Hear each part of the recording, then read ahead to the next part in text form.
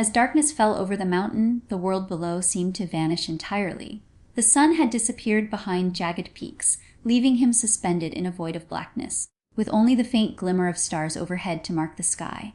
Above the clouds, everything familiar disappeared. The outlines of terrain he had memorized during the day were swallowed by shadows, and the slopes he had navigated with care now seemed alien, even menacing. The isolation was immediate and absolute. There was no movement, no sound, no human presence, nothing to reassure him that life continued beyond this frozen expanse. For the first time, he felt the full weight of solitude pressing down on him. The darkness itself became a presence, heavy and oppressive. It wasn't merely the absence of light, it was a force that magnified his vulnerability. Without visibility, every step became uncertain, every crevice or patch of ice a potential hazard he could not see until it was underfoot. The mountain, indifferent and vast, seemed to stretch endlessly in all directions, its silence echoing the emptiness he felt inside. He realized that he was completely at the mercy of both the environment and his own mind. Alone, without the distraction of noise, wind, or motion, his thoughts became sharper, more invasive, and more difficult to ignore.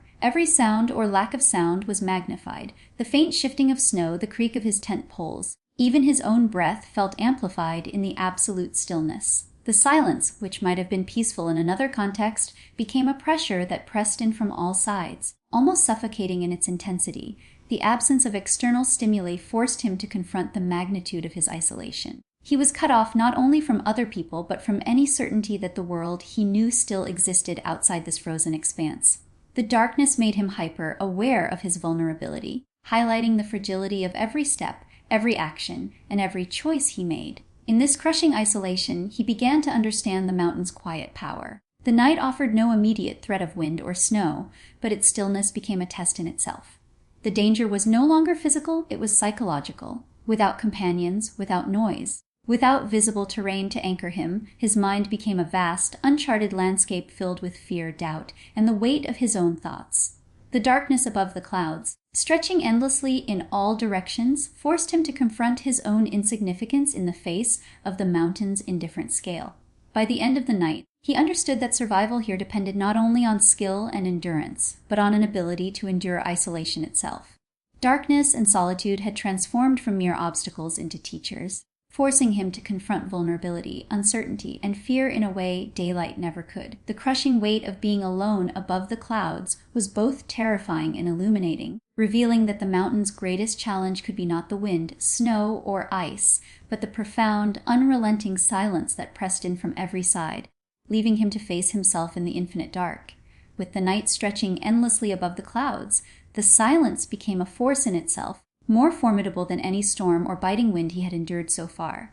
In the absence of movement, noise, or distraction, every thought he had been able to keep at bay during the day surged forward relentlessly. The mountain, which had tested his body and courage for days, now tested his mind in a new and more insidious way. The emptiness pressed against him from all sides, magnifying every worry, every doubt, every lingering fear. It was as if the quiet itself had weight, a pressure that settled into his chest and constricted with each passing hour. At first, the silence seemed peaceful.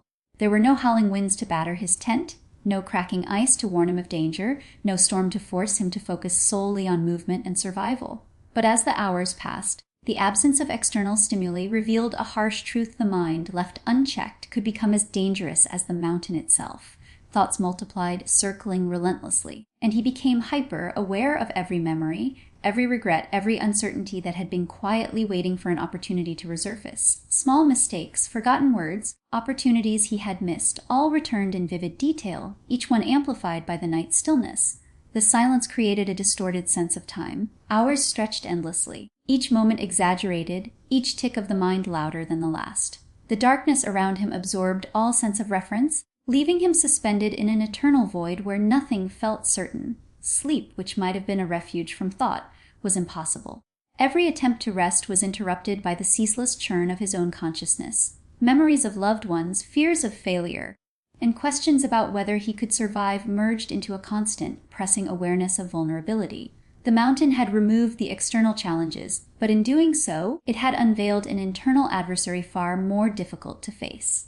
The effect of the silence was cumulative. Physical exhaustion compounded the mental strain, making his thoughts sharper, his fears more acute, and his sense of isolation more profound. Every small sound, like the creak of his tent, a distant shift of snow, or even his own breathing, was magnified, interpreted by his mind as potential danger. The mountain had made it clear that survival was no longer simply about enduring wind, cold, or ice. It required mastering the mind's restlessness, learning to hold focus in the face of endless quiet, and resisting the mental spiral that isolation could provoke.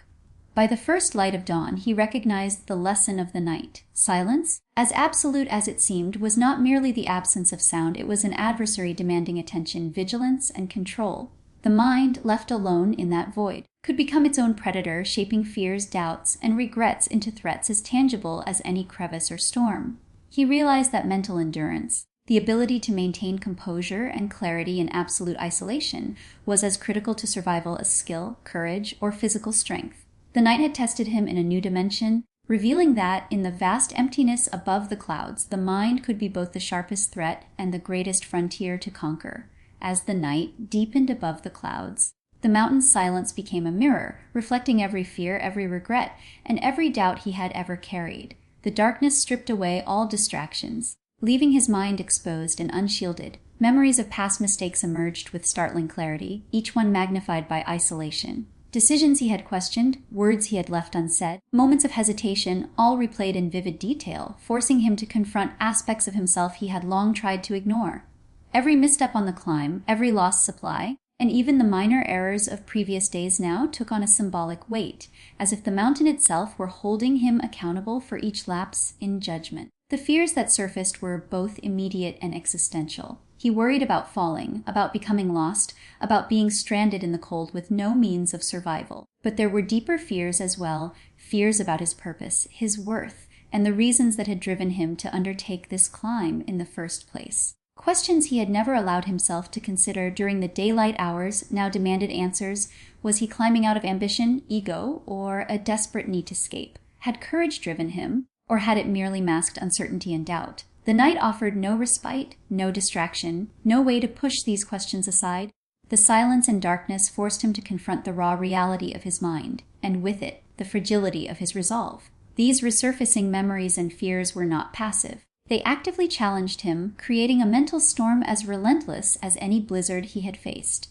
Thoughts that had been manageable during the day now became overwhelming, each one echoing endlessly in the void of the night. He replayed the faces of loved ones, both comforting and haunting, alongside the images of mistakes he had tried to forget. Regrets that had seemed distant now pressed against him with the weight of immediacy.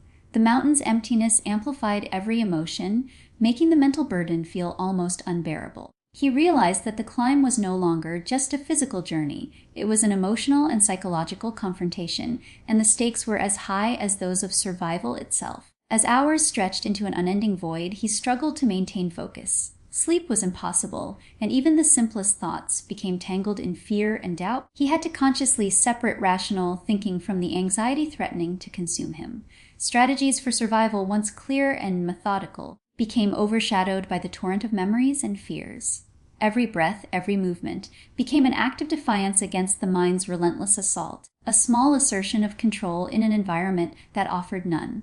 By the time dawn approached, he understood a vital truth: the mountain had stripped away everything but his own mind, forcing him to confront the parts of himself he had long ignored. Survival depended not only on physical endurance or skill, but on the ability to endure the mental and emotional challenges that isolation and fear imposed. Memories and regrets, once distant, were now allies in learning resilience. The night had shown him that the mind could be both the most formidable adversary and the ultimate frontier to conquer, and that mastering it was essential to surviving the mountain's harsh, indifferent expanse. As the hours of the night dragged on, time seemed to stretch into an endless void, dissolving any sense of rhythm or familiarity. The absence of light and sound above the clouds made every second feel heavier, each minute exaggerated in its length. What had been a brief pause or a short night on previous days now transformed into a vast, almost unbearable expanse of darkness. The mountain, patient and indifferent, offered no markers to measure the passage of time,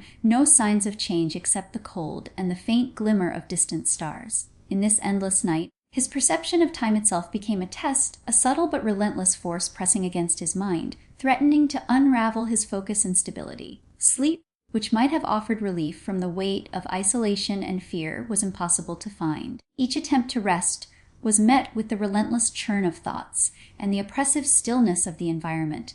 The longer he remained awake, the more acute his awareness of every sound, or the lack thereof, became. A small creak in his tent, the faint shifting of snow outside, even his own breath seemed amplified, magnified into signals of potential danger. The mind, deprived of distraction, raced to fill the void, turning minor sensations into threats, and creating a sense of perpetual tension. The endlessness of time heightened every worry, magnifying both fear and uncertainty into an almost tangible presence. The mental strain of this prolonged night was compounded by the isolation itself. Without the presence of another person, without communication, and without the familiar markers of a daytime routine, his mind became a magnifying glass for doubt and anxiety. Thoughts that were once fleeting and manageable during daylight hours now occupied center stage. He replayed mistakes, imagined worst-case scenarios, and questioned his ability to survive another night. Every thought was intensified by the isolation, each worry echoing in the vast emptiness around him. The mountain had become not just a physical challenge, but a psychological one, demonstrating that survival required as much mastery over the mind as over the body. In these long hours, he learned the importance of mental discipline. He focused on small, deliberate actions, breathing, checking his tent, adjusting his clothing, and keeping himself warm, as anchors to maintain clarity and control. By breaking the night into manageable segments, he prevented his mind from collapsing under the weight of endless darkness. These small acts became essential strategies for endurance, offering glimpses of control in a situation where control felt nearly impossible.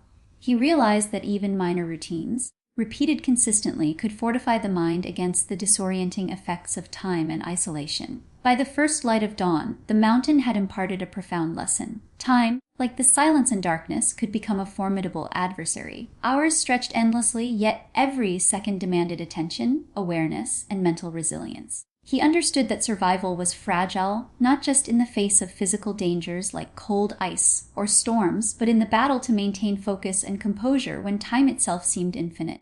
The longest night had shown him that endurance was as much about managing perception, controlling thought, and pacing the mind as it was about navigating the mountain's unforgiving slopes. By the end of that interminable night, he realized that resilience was as much a product of the mind as it was of the body.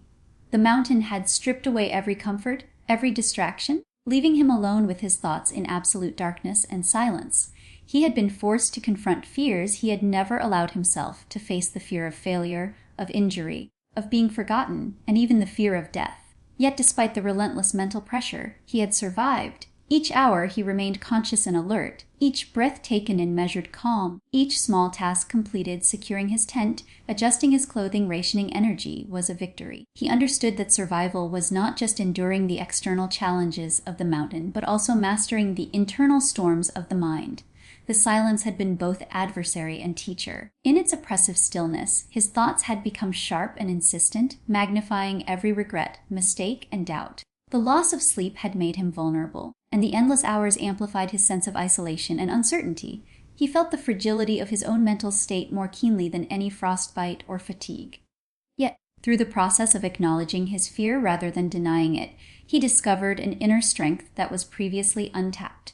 Resilience, he realized, was not the absence of fear, but the persistence to act despite it. Every action he took during the long night became an exercise in endurance. The act of focusing on breathing, of moving deliberately, and of maintaining a small routine to monitor his immediate surroundings allowed him to reclaim some control over the situation. By breaking the endless hours into manageable moments, he preserved his sanity and avoided succumbing to panic. Each task, no matter how minor it seemed, was a testament to his ability to withstand the psychological pressures of isolation.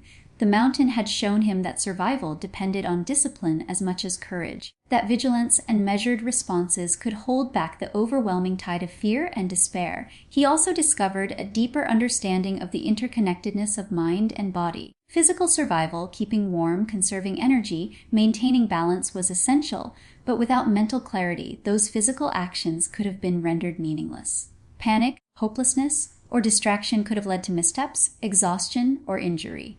The long night had demonstrated that endurance required harmony between thought and action, a constant negotiation between the fears he felt and the rational steps necessary to navigate the mountain. Mental resilience became the framework within which all physical effort was given purpose. By dawn, he emerged from the darkness, not only physically exhausted, but profoundly transformed. The night had tested him in ways that the storm's ice and cold could not. It had shown him that survival was a fragile and delicate balance, maintained through vigilance, discipline, and the relentless cultivation of mental strength. Each second of conscious endurance had reinforced the understanding that the mind could be both the sharpest threat and the greatest tool. The longest night had revealed that true resilience is forged in isolation, in the crucible of fear and silence, and that mastering the inner self is as essential to survival as mastering the mountain itself.